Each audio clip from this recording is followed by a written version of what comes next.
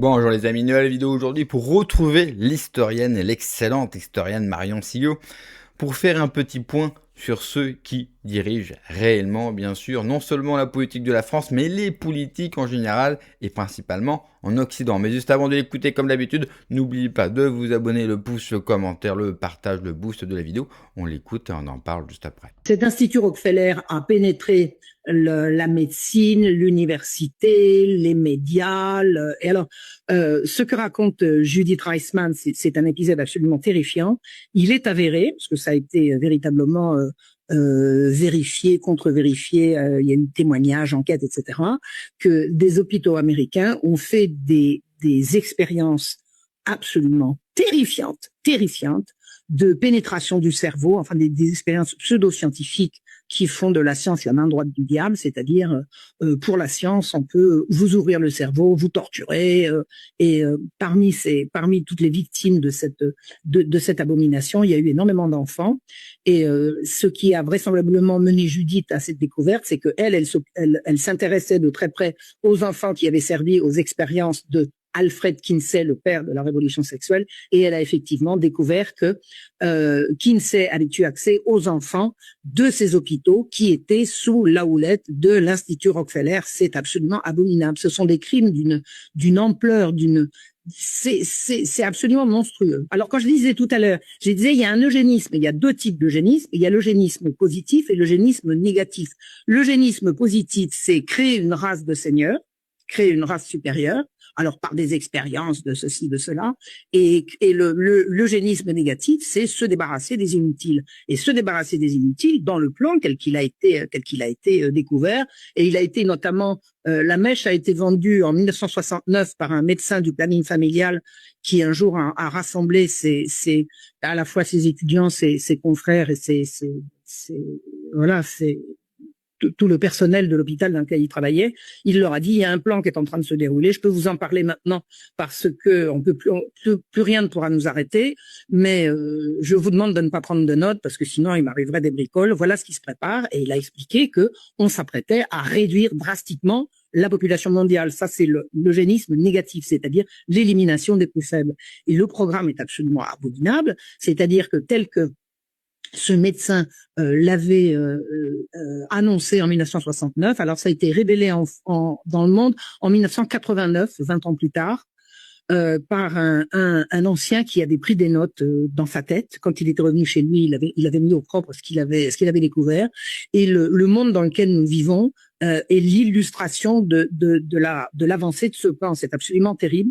Tous les moyens sont bons pour réduire la population, c'est-à-dire à la fois alors, à l'entrée et à la sortie de la vie, à l'entrée, c'est promotion de l'avortement, le découplement de la sexualité et de la reproduction, c'est-à-dire que ils ont décrété que comme on peut pas empêcher les gens d'être sexuellement attirés, on va détourner la sexualité de sa raison d'être, qui est la perpétuation de la vie, parce qu'un sexe, ça sert à ça sert à se reproduire. Donc, ils ont dit, comme on ne peut pas empêcher les gens d'être sexuellement attirés, on va séparer le sexe de la reproduction et la reproduction du sexe. Alors, dans sa deuxième partie, séparer la reproduction du sexe, ça veut dire faire des bébés éprouvettes et voilà, et séparer le sexe de la reproduction, mais tous les moyens sont bons. Sexualiser les enfants, leur apprendre que on a un sexe pour jouer avec, promouvoir par tous les moyens possibles l'homosexualité, qui est par définition l'activité sexuelle stérile, par définition. Et bon, tous les moyens étaient bons. Alors surtout la promotion de l'avortement comme un droit, l'avortement comme un bien. C'est absolument. Alors avec le corollaire de ça, c'est une attaque en règle contre toutes les religions. Les religions en général sont pour le respect de la vie et pas donc attaque tous azimuts contre les religions avec une préférence notable pour la religion catholique. Hein. Tant qu'on peut taper sur les curés et la religion catholique, allons-y, mais pas uniquement. Les musulmans, ça quelque chose. Et alors, il y a également, alors à l'autre bout de la vie, c'est l'euthanasie, l'élimination des vieux. On présente l'euthanasie comme un bienfait, c'est-à-dire tu aimes ton grand-père, et ben envoie-le à Patresse, quoi, renvoie-le celui d'une picouse. Il souffre donc. mais il y avait bien sûr, par amour pour lui. Quand je me suis présentée il y a quelques années sur une liste électorale pour Nicolas Dupont-Aignan, pour Debout la République, il y a à peine mon nom était paru sur les listes que j'ai reçu un coup de fil du même qui dit voilà, nous sommes le mouvement machin pour l'euthanasie, est-ce que vous voulez? Mais c'est incroyable. Ce sont des gens hyper actifs, hein, les partisans de l'euthanasie. Ils sont sur le pont, ils te harcèlent. J'ai dit, bon, alors vous me sociologie, hein, c'est presque un hobby. C'en est un, c'est pas presque, c'en est un. D'ailleurs, un des responsables en France de cette politique pour l'euthanasie, c'était Pierre Simon, c'était un adepte de Kinsey. Hein. Marion Sigaud a tout dit. Il fallait absolument détruire les piliers d'une nation. Sa souveraineté, la religion, son rapport à la vie. Et les Rockefeller, comme d'autres familles d'ailleurs, ou comme d'autres lobbies, sont à l'œuvre en secret depuis très très longtemps. Aujourd'hui, par exemple, on découvre les voitures électriques. Les gens oublient que les premières voitures étaient électriques. Seul problème, bien sûr, les Rockefeller, vendaient du pétrole. Donc je vous laisse imaginer qu'il fallait abandonner le véhicule électrique. Ils sont aussi à l'origine de toute l'idéologie climatique, écologique, de l'apprentissage aussi de la sexualité aux enfants dès le plus jeune âge. Bref, tous ces gens-là sont derrière toutes les atrocités de notre temps et ces gens-là puisent notamment leurs origines dès la Révolution française de 1789, vous le savez, la fameuse Révolution du peuple, et Marion Sigaud va nous en parler. Écoutez ça. De plus en plus de choses absolument réelles qui vont se dire sur ce qu'a été véritablement la Révolution française, c'est clair, c'est clair. On vous raconte que c'est le peuple qui se soulève pour secouer le joug de la tyrannie du roi et de l'Église, c'est absolument faux. Absolument faux. Quand le peuple s'est soulevé pour secouer le joug de ceux qui avaient mis à bas le roi et l'Église, on les a massacrés, d'accord? Massacrés. Et ce que j'ai découvert, c'est qu'en fait, la royauté absolue, puisque c'est comme ça qu'on l'appelle, est en fait assaillie de toutes parts par des oppositions qu'on m'a vendu quand j'étais gamine, enfin dans tout l'environnement laïcard et républicain dans lequel j'ai été élevée, comme une saine opposition à des abus. Alors il y avait l'opposition des parlements, l'opposition des philosophes des Lumières, et des parlements, c'est-à-dire des juges, l'opposition janséniste, l'opposition des magistrats contre l'absolutisme royal. Et ces deux oppositions se faisaient également contre l'Église. Donc effectivement, j'ai grandi dans l'idée que le roi était absolu, donc abusif, et que l'Église était toute puissante, donc abusive, et que les combats menés par les forces d'opposition, qui étaient soit la magistrature janséniste, soit les intellectuels des Lumières, étaient des combats libérateurs et émancipateurs. Bon, alors avec le nez dedans, on efface tout et on recommence. C'est-à-dire que c'est pas ça du tout. C'est pas ça du tout. J'ai tout remis à zéro. Ça n'est plus du tout ce que je vois, je peux pas vous le résumer, mais enfin, la monarchie était assaillie par des salauds et l'Église a été accusée de crimes qui, quand elle ne les avait pas commis, étaient véritablement commis et par ceux d'en face. Donc voilà, j'ai vraiment c'est pas que j'ai eu envie de remettre les choses à l'endroit. Un historien, c'est quelqu'un qui va chercher dans les textes ce qui s'est passé. Si ce qui s'est passé, c'est pas ce qu'on m'a dit, bah je me contente de dire ce qui s'est passé et ça heurte les gens qui voulaient croire ce qu'on avait dit avant, mais ça j'y peux rien. J'y peux rien, chacun son problème. Le problème de l'historien, c'est de faire de l'histoire, c'est pas de faire plaisir. Et puis d'ailleurs, j'ai été la première à qui ça a déplu. Parce que quand vous croyez pendant 30 ans, 40 ans, 50 ans à des vérités premières et que vous apercevez qu'on vous a menti, c'est très très très désagréable comme impression. C'est très désagréable.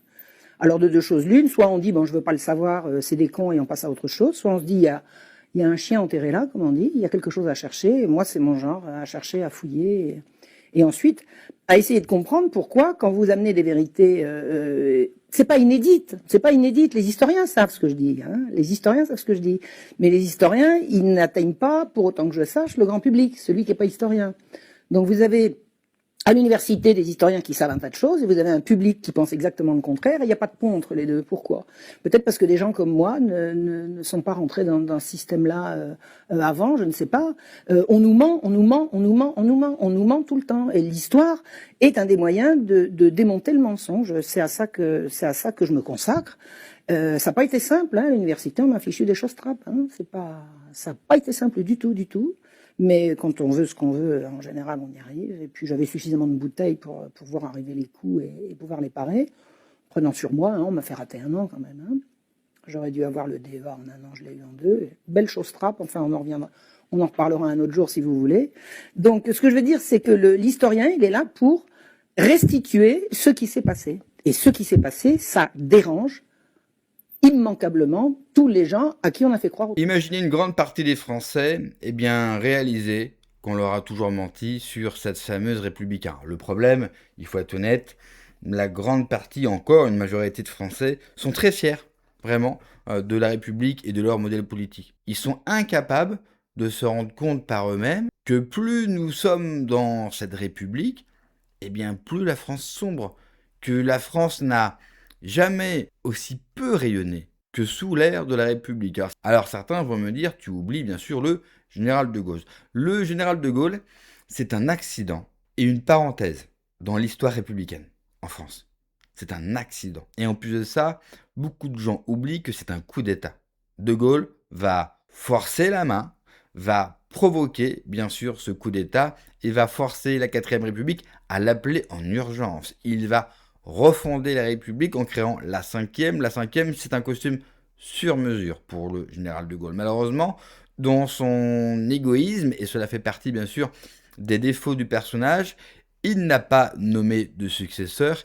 Et le problème, comme c'est un costume sur mesure, eh bien personne après lui n'allait pouvoir porter ce costume de la 5ème République. On le voit aujourd'hui avec Macron, c'en est carrément l'apothéose. Et la République, c'est tout simplement la ruine à chaque fois de la France, que ce soit de la 1ère, la 2e, la 3e, la 4e. À chaque fois, les républiques finissent ruinées, comme la 5e. Il suffit de regarder notre dette. Alors repartir sur une 6e ne servira à rien. La République, ce n'est pas seulement la crise financière, mais c'est tout simplement la négation de ce que c'est la France. Merci d'avoir regardé la vidéo les amis, n'oubliez pas comme d'habitude de vous abonner, le pouce, le commentaire, le partage, le boost de la vidéo. Prenez soin de vous, que Dieu vous protège. Allez, ciao.